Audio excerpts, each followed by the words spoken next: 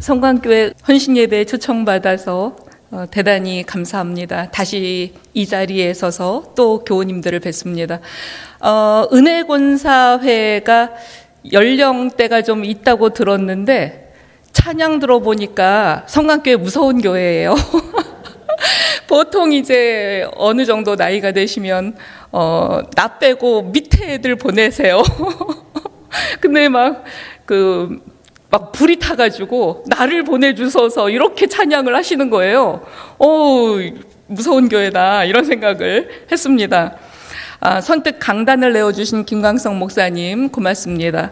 지난주에 어머니를 여의셨다고 들었습니다. 헛헛하신 그 마음에 하나님의 위로가 가득하시기를 빕니다.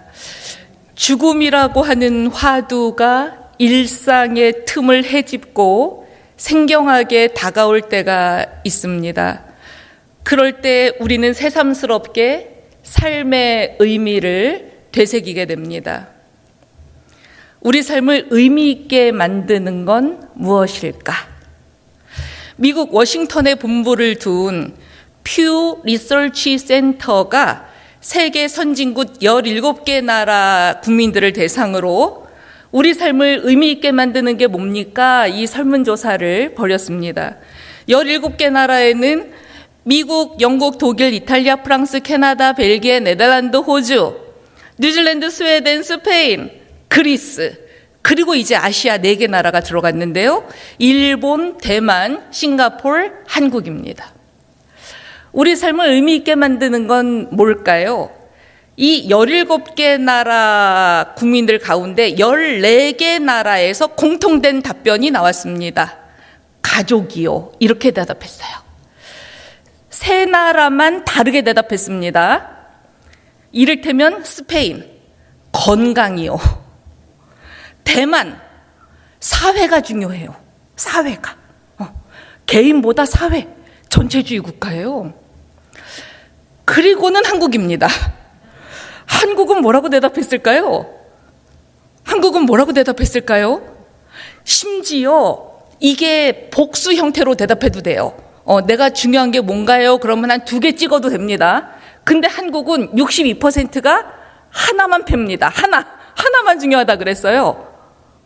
돈이요.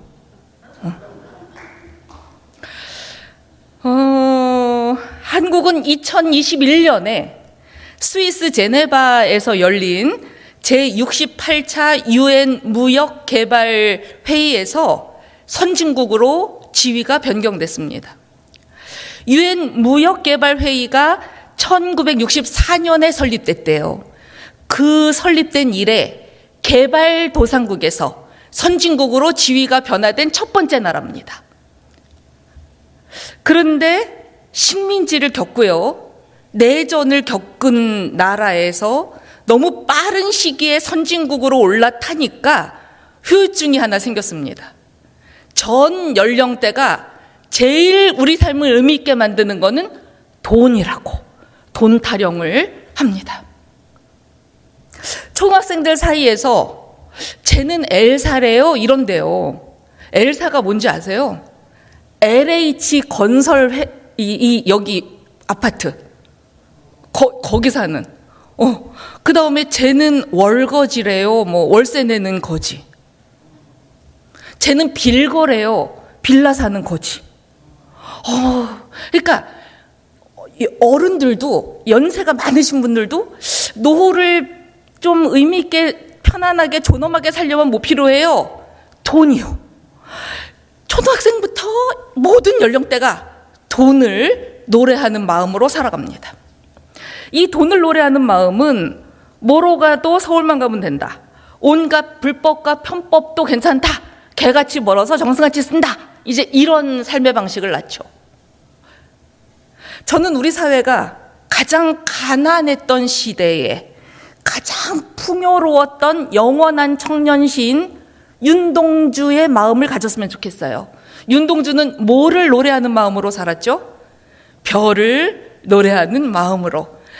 별을 노래하는 마음으로 살아야 모든 죽어가는 것을 사랑할 수 있습니다.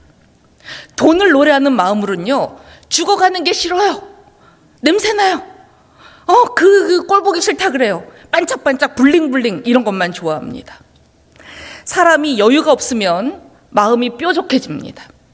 자기 외에는 도통 바깥으로 관심을 잘 두지 않습니다. 우리는 대개 마음의 여유는 물질에서 나온다고 생각합니다. 곳간에서 인심난다. 우리 속담에 이렇게 있습니다. 드라마에 보면 이런 문제로 형제들끼리 막 다투죠. 최근에 본 드라마입니다. 부모님 요양원 비용을 내는 문제로 형제자매가 둘러앉았습니다. 막내딸이 입을 엽니다. 내가 대학만 나왔으면 좋은 남자 만나서 결혼했을 텐데 오빠들한테 치여서 맨날 배우지 못해가지고 이혼당했잖아. 혼자 애 키워, 직업 변변치 못해, 나 하루살이야, 오빠들이 다 내! 이럽니다. 그런 여동생을 차남이 노려봅니다. 내가 왜 내? 나도 희생자야. 부모님이 맨날 형만 챙겨줬어. 계란 부침도 형만 줬어. 생선 몸통도 형한테만. 장남이라는 이유로 온갖 혜택은 형이 다 누렸다고. 나한테는 운동화 한 번 새 거 안 사줬다니까? 내가 형만큼만 부모님이 밀어줬으면 서울대 가고 좋은 회사 다니고 돈 잘 벌어서 건물주까지 됐을 텐데 형이 다 내! 이럽니다. 이제 카메라는 장남의 얼굴을 비춥니다. 장남의 얼굴이 억울해 죽겠다는 표정이에요. 마지로 태어났다는 이유로 혼자 짊어진 삶의 무게가 또 만만치 않습니다. 장남이 이렇게 이야기합니다. 내가 무슨 돈이 있다 그래. 다 빚 좋은 개살구야. 내가 번듯한 집에 사니까 돈을 아주 깔고 사는 줄 알지. 다 가짜야. 애들 유학자금 대랴 사업자금 대랴 대출 갚으랴 나도 아주 죽겠어. 우리는 삶의 실상입니다. 부모님은 요양원에 계신데 형제들끼리 서로 다 억울하다고 싸웁니다. 에덴을 상실하고 타락한 인간의 모습은 이렇게 찌질하고 형편없습니다. 피를 나눈 형제자매도 먼저 손해보겠다, 내가 십자가 지겠다 이렇게 말하는 사랑의 모습을 찾아보기가 참 어렵습니다. 콩 한 쪽도 나눠 먹는다. 이것은 옛날 말인 것 같아요. 돈을 노래하는 마음으로는 없으면 배째 이러고요. 더 많이 가진 사람들이 더 잘 나누지도 않습니다. 오늘 본문은 우리가 이스라엘 역사상 가장 풍요로웠다고 하는 북왕국 이스라엘의 시기, 바로 아합 왕 때를 배경으로 하고 있습니다. 아합 왕은 사마리아를 수도로 삼고 22년을 다스렸는데요. 국가가 부강했어요. 그리고 세상의 눈으로는 외교, 국방 다 괜찮아요. 열왕기하 3장 4절 기록에 의하면 모압 왕에게서 암양 10만 마리의 털과 순양 10만 마리의 털을 조공으로 받았대요. 얼마나 풍요롭습니까? 그러니까 순 캐시미어 100% 이런 걸 이제 막 입고 살 수 있는 그런 풍요로운 시대예요. 경제도 괜찮아요. 결혼을 누구랑 하냐면 당대 해상 무역을 꽉 잡고 있는 페니키아 제국의 공주 이세벨하고 정략 결혼을 합니다. 국력이 지금 최고조에 다다랐다는 뜻이죠. 아합 시대는 세상의 눈으로는 번영을 구가했는데요. 하나님의 눈은 다릅니다. 이세벨을 통해서 들어온 건 페니키아 문화만이 아니었죠. 바로 바알 숭배가 들어왔습니다. 바알 신앙은 성경에만 있지 않죠. 오늘 우리 삶에도 바알 신앙은 우리의 욕망 안에 또아리를 들고 있습니다. 재물을 갈망하는 마음. 사람이 좀 사람 대접받으려면 뭐니 해도 머니가 있어야 돼. 돈이 최고야. 이런 마음. 나만 잘 살면 돼. 복불복. 나만 손해 안 보면 돼. 이런 마음. 이게 다 바알 신앙입니다. 이런 시대에 하나님의 부름을 받은 예언자가 바로 그 유명한 엘리야죠. 17장, 오늘 우리가 읽은 17장 1절에 보면 엘리야를 이렇게 소개합니다.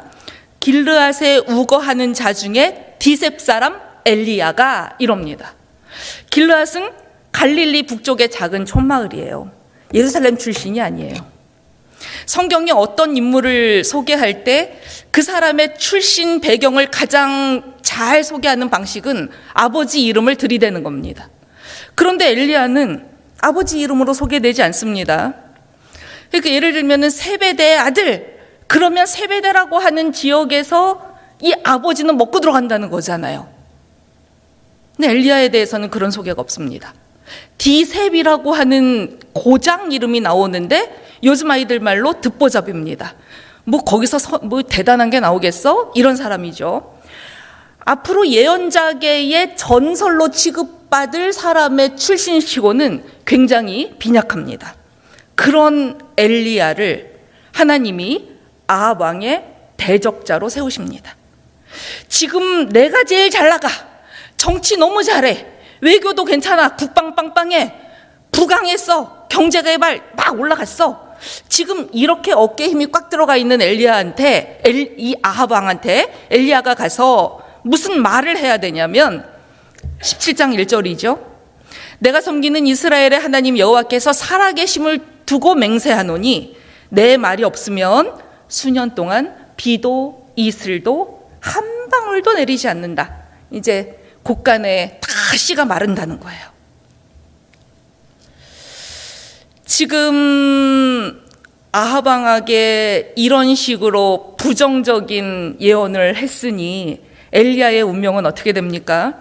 그러니까 뭔가 제대로 활동도 하기 전에 말 한마디 하고 도망을 가야 되는데, 성경에 보면 이렇게 협곡, 우리는 이제 시내가라고 나오죠. 근데 시내가 여기 나오는 와디라고 하는 히브리어가요, 시냇물 졸졸 흐르고 풍요롭고 그런 데가 아니에요. 골짝골짝 산골짝 협곡 이런 데 가서 먹을 게 없으니까 누가 물어다 주죠? 먹을 것을? 까마귀가 물어다 줘요. 까마귀가 물어다 준다는 건 무슨 뜻입니까? 까마귀는 뭘 먹고 살죠? 시체를 먹고 살아요. 그러니까 까마귀는 레위기 잠언에서 부정하고 가증한 동물입니다.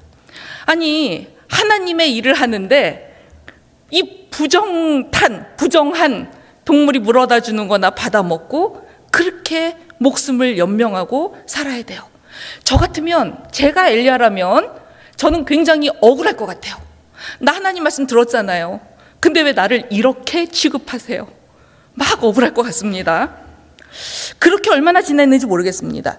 이 시냇물까지 다 말라버려서 더 이상 마실 물이 없을 때 가뭄과 기근의 그 끝에서 하나님이 엘리야를 누군가한테 보내십니다. 가서 거기 가서 먹으래요.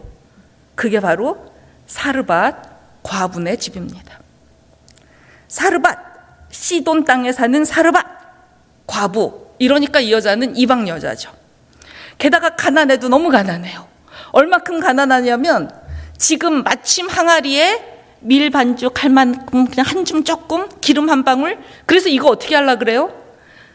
이거 얼른 만들어 갖고 빵 한 덩이 구워서 나랑 아들하고 마지막으로 먹고 동반 자살을 하려고 하는 판입니다. 너무 가난하죠. 이런 과부한테 엘리야를 보내십니다. 엘리야가 가서 얼마나 기가 막혔겠습니까? 좀 있는 집에 갔으면 좀 덜 미안할 텐데, 먹고 죽을 것도 없는 집에 가서 나부터 먹이라, 지금 이 얘기를 해야 되는 판이에요. 이 이방 여인은 엘리야에게 자기 몫을 나눠줘야 할 이유가 별로 없습니다.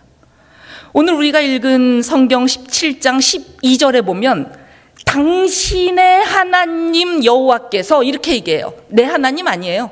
당신의 하나님 여호와예요. 그러니까 왜 사르밧 과부가 엘리야를 공개했을까요? 믿음이 있어서요. 이렇게 말하기에는 아직 단계를 좀 거쳐야 됩니다. 당신의 하나님이에요. 당신의 하나님 여호와의 살아계심을 두고 맹세하니 나 지금 먹을 게 너무 없어갖고 요거 먹고 나 죽을라 그래. 지금 이렇게 사르밧 과부가 이야기하고 있습니다. 이 과부의 입장이 되어볼까요? 남편 없이 혼자 힘으로 아들을 키우려니 고생도 그런 고생이 없었을 겁니다. 도와주는 사람 하나 없이 얼마나 고립되어 있었으면 마지막 만찬, 소박한 착한 만찬을 아들하고 나누고 바로 그 길로 자살을 하려고 생각을 했겠습니까? 땔감을 주워다 불을 지펴서 빵을 구울 생각입니다. 나뭇가지를 긁어 모을 때 이 과부의 심정은 어떻겠습니까? 눈물, 콧물, 범벅이었겠죠. 그런데 바로 저 광야를 헤쳐나온 남루한 사내가 자기에게 말을 겁니다. 아주 공손하게 제가 너무 배가 고픈데 저에게 좀 나눠주실래요? 이렇게 말해도 줄까 말까 한 판에 그릇에 물을 조금 가져다가 내가 마시게 하라 명령을 합니다. 네 손에 떡 한 조각을 4개로 가져오라 명령을 합니다. 기가 막힐 판이죠. 모른 채 해도 돼요. 그런데 이 사르밧 과부는요, 지금 죽음 앞에 서 있다고요.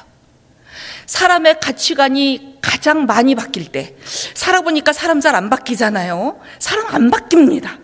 뭐 교회 다닌다고 바뀌어요? 교회 다닌다고 사업에 맨날 이골이 났던 사업해갖고 망해.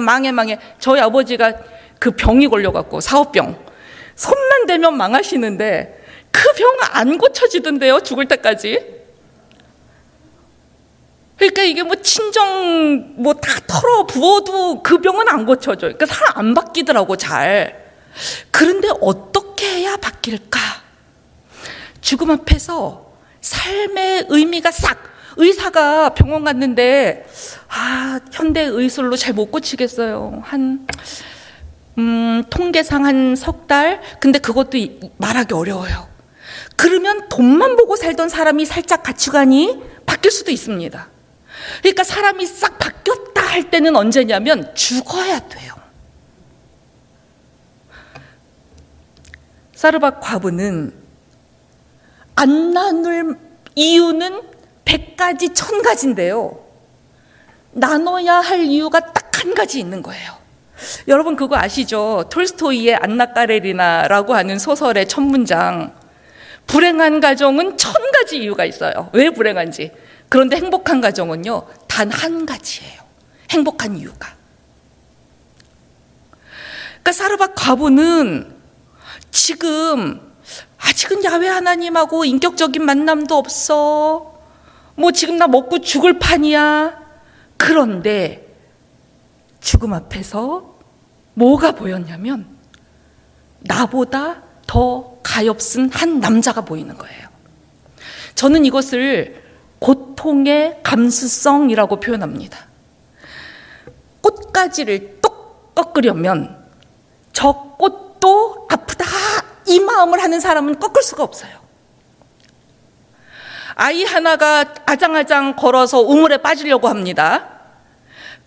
빠지면 어떻게 애간장이 녹는 마음이 아니라면 아이를 아무도 안 붙잡는다니까요. 내 새끼가 아니어도. 집에 들어온 길냥이를 모른 채 내쫓으려면 이 집 저 집 밥 빌어먹고 다니는 길냥이가 가엾다. 그런 마음이 느껴지지 않아야 돼요. 근데 이상하게 사람한테는 그 마음이 있어요. 저는 이것을 고통의 감수성 조금 더 풀으면 오죽하면이라는 마음이라고 생각합니다. 오죽하면. 이제 저희 어머니가 이 웬수야 또 들어왔냐 막 이래요. 저희 아버지한테. 아니 안 그렇겠습니까? 사업이 망해서요. 제가 초등학교를 3번 옮겨 다녔는데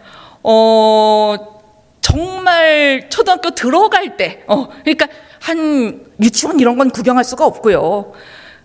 제가 태어났을 무렵부터 살짝 망하기 시작했던 것 같아요. 그래가지고 저희 언니는 이름이 구미아예요.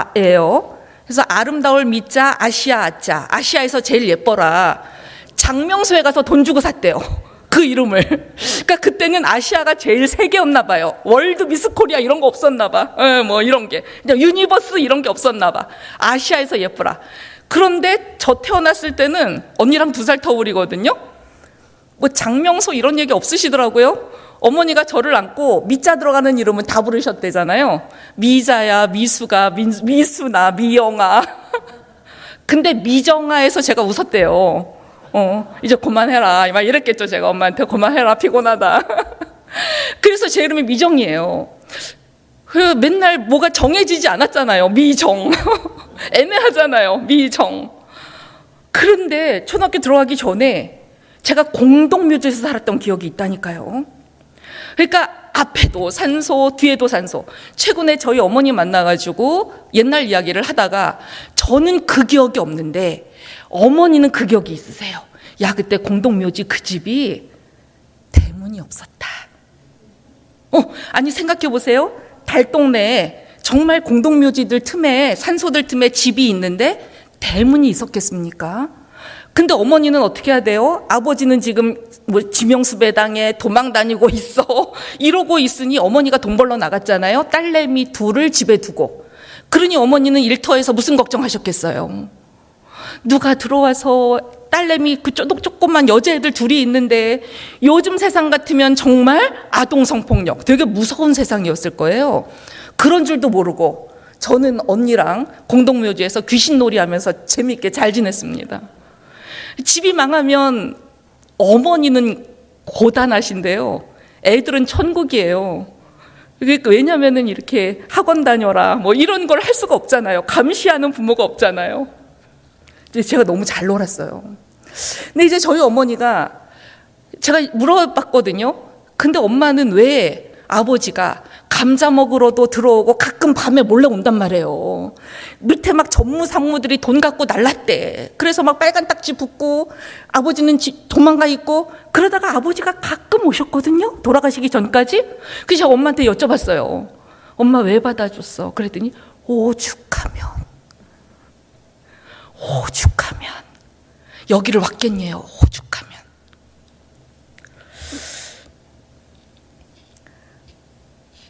사람은 타인의 고통이 안 느껴질 수도 있습니다. 그런데 나 사는 것도 힘든데 언제 남 챙기나? 그런 마음으로 사는 사람들도 많습니다. 남은 눈에 들어오지 않죠. 우리 어릴 때는 다 이렇게 사는 것 같아요. 어릴 때는 엄마도 자기 시간이 필요하다, 엄마도 아플 수 있다 이런 거 모릅니다.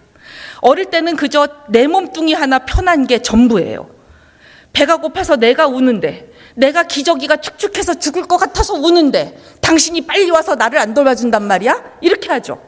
그런데 아이가 점점 자라납니다. 숨바꼭질 놀이 이런 것도 아이가 하죠. 숨바꼭질 놀이 왜 합니까? 깍꿍놀이 왜 합니까? 저희 언니는 그 유아교육을 해가지고 어린이집을 합니다. 저는 몰랐어요. 깍꿍 이 놀이가 뭐야? 그랬더니 언니가 대상 연속성 개념이야? 이렇게 대답하더라고요. 그러니까 아주 어린애들한테 우리 왜 이렇게 깍꿍 이러잖아요. 웃기잖아요. 이게 깍꿍 이러잖아요. 근데 이게 안 보였는데 그 자리에 있어. 이거래요. 그래서 대상 연속성 개념이래요. 그 대상이 연속적으로 거기 있어. 근데 아이가 어느 정도 크면 지발로 걸어다니며 숨바꼭질을 하잖아요. 저는 하나님하고 인간의 관계도 그런 것 같아요. 안 보여도 그 자리에 늘 계셔.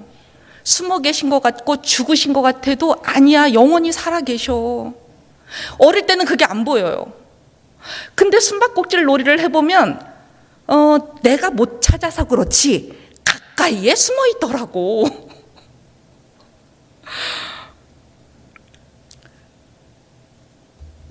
올해 9월 9일 뉴스에 전국 성인 문해교육 시화전이 열렸습니다. 성인 문해교육이라는 말은 어른이 될 때까지 한글을 못 띄워가지고, 근데 그런 분들이 글을 배워가지고 그림 그리고 시 써서 시화전을 하는 거예요.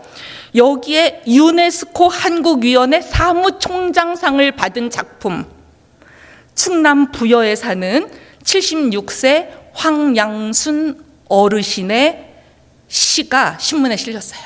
제목이 어머니 용서하세요 이런 글이었어요. 철없던 시절 내뱉은 씻을 수 없는 말, 학교도 보내지 못하면서 왜 나왔어? 부엌에서 퉁퉁 부은 얼굴로 나오시며 내년엔 어떻게 해서든지 학교 보내줄게 새끼손가락 걸고 약속하셨지. 하지만 얄궂게도 집에 불이 나고 형편은 더 어려워지고 세월은 흘러갔네. 내 나이 70이 지나서 그날이 왔네. 설렘과 희망과 두근두근 나대는 가슴. 가방 메고 학교 가는 학생이 되었네. 하늘에서 응원가를 부르며 기뻐하실 엄마. 철없이 비수를 꽂았던 말. 용서를 빌고 빌며 또 빌고 싶습니다. 이 76세 황양순 어르신께서 삐뚤빼뚤한 글씨로 이 시를 쓰고 예쁘게 그림을 그려서 이렇게 했는데 그게 한국 유네스코 위원회 사무총장상을 받으셨습니다. 죽음은 태어난 순서와 무관합니다. 태어난 순간 모든 생명은 자명한 사실 하나가 있는데 언젠간 다 죽는다는 사실입니다. 나이가 들면 죽음을 외면하기가 어렵죠. 그런데 나이를 먹는다는 것, 성숙하다는 것, 어른이 된다는 것은 무슨 뜻일까요? 그저 숫자를 이야기하는 건 아닐 겁니다. 그것은 자기의 존재 안에 타인의 영토를 허용한다는 뜻입니다. 내가 아프면 저 사람도 아프겠거니 오죽하면 나한테까지 빌어먹으러 왔을까? 저 사람이 아프면 나도 아프다. 그런 마음이죠. 이런 마음에서 구원 사건이 일어납니다. 요즘 젊은 친구들은 어른은 없고 노인만 있다. 요걸 조금 심하게 말하면 어른은 없고 꼰대만 있다. 요즘은 또 막 이래요. 그런데 옛날에는 공자님은 60이라고 하는 나이를 뭐라고 빗대셨냐면 이순이라고 빗대셨거든요. 그러니까 50에 지천명, 하늘의 뜻을 알아버리니까 60이 되면 귀가 순해져요. 이 사람이 이 얘기를 해도 저 사람이 저 얘기를 해도 옥토에 뿌리 내리는 말처럼 하나도 거슬리지 않아요. 그리고는 70이 되면 고목나무에 꽃이 핀다니까요. 그래서 고희입니다. 이것을 다른 말로 종심이라고 하지 않습니까? 내 마음 가는 대로 아무렇게나 막 하는데 하늘의 법도에 하나도 벗어나는 게 없어요. 이립이라고 하는 나이는 몇 살을 가리킬까요? 이립이라는 나이는 섰다는 뜻입니다. 일어섰다. 공자는 30살을 그렇게 이야기합니다. 일어섰다는 말은 베드로가 다시 성령의 힘으로 일어선 것처럼 이제 더 이상 똑같은 실수하지 않고 딱 올바로 하늘을 향해서 서 있습니다. 혹시 알베르토 자코메티라고 하는 사람의 서 있는 사람이라고 하는 작품을 보셨나 모르겠습니다. 이정록이라고 하는 시인을 제가 좋아합니다. 이 시인은 평생을 한문 선생님을 하셨고 나중에 어머니의 말씀에 이렇게 귀를 기울이니까 그냥 받아 적으면 다 시더래요. 그래서 우리 모두는 어머니 학교의 동창생이다 이러면서 어머니 학교라는 시집을 냈는데요. 예를 들면 저는 이립이라고 하는 나이를 이렇게 풀어낸 시를 만난 적이 없습니다. 이 시의 제목은 국수입니다. 국수. 어머니가 이렇게 말씀하시는 거예요.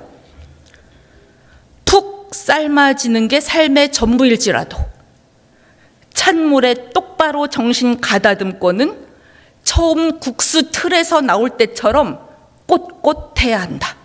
어머니가 이렇게 가르치셨대요, 아들한테.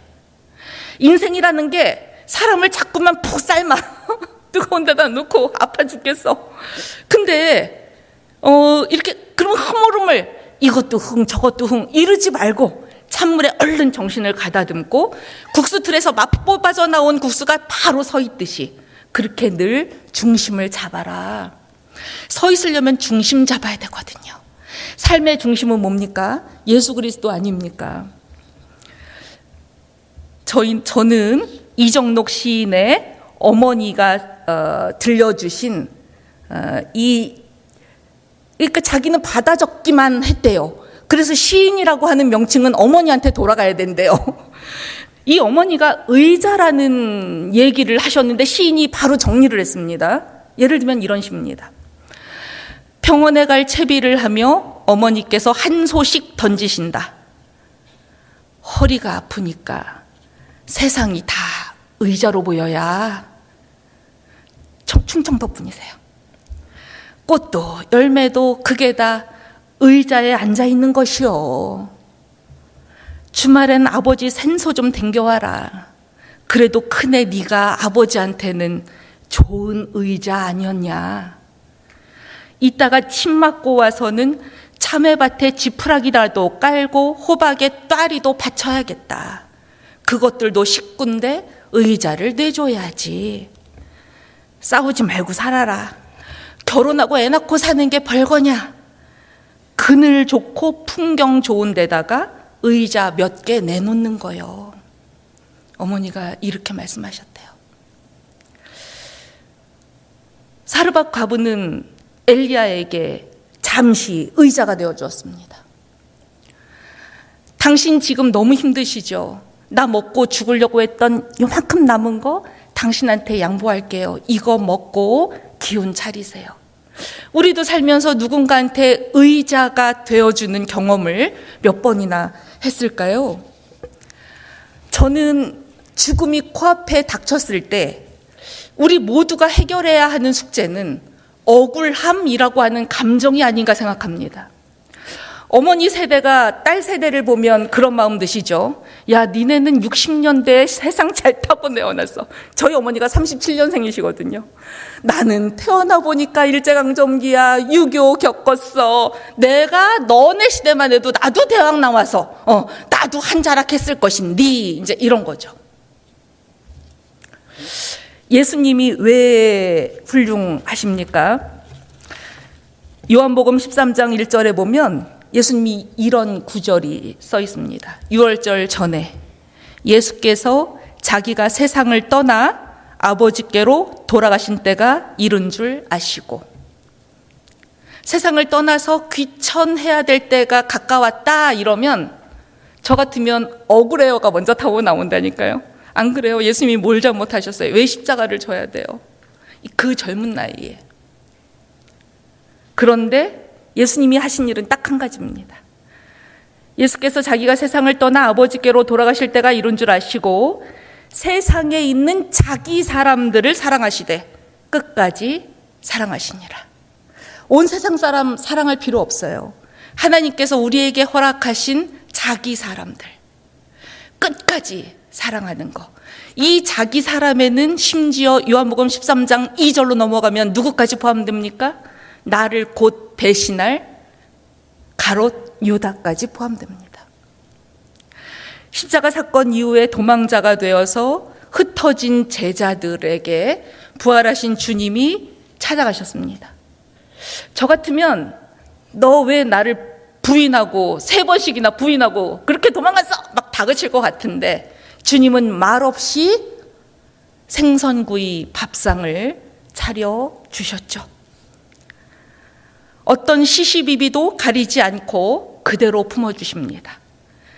타자의 고통에 공감해서 누가 옳고 그르냐 그거보다 더 큰 마음은 하나님의 자비, 나 자신을 선물로 내어놓는 그 마음이죠. 그게 부활하신 주님이 우리에게 나눠주신 귀한 마음입니다. 오늘 헌신예배 드리시는 은혜선교회 회원님들과 우리 성관교회 교우님들 모두 이 마음 품고 한 세상 기쁘게 살아가시기를 주님의 이름으로 기원합니다. 함께 기도하시겠습니다.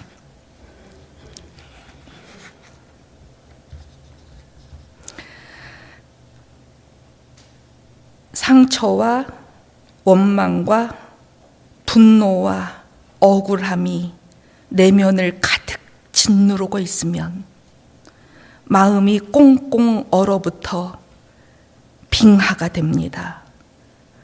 빙하에서는 아무 생명도 자랄 수 없습니다.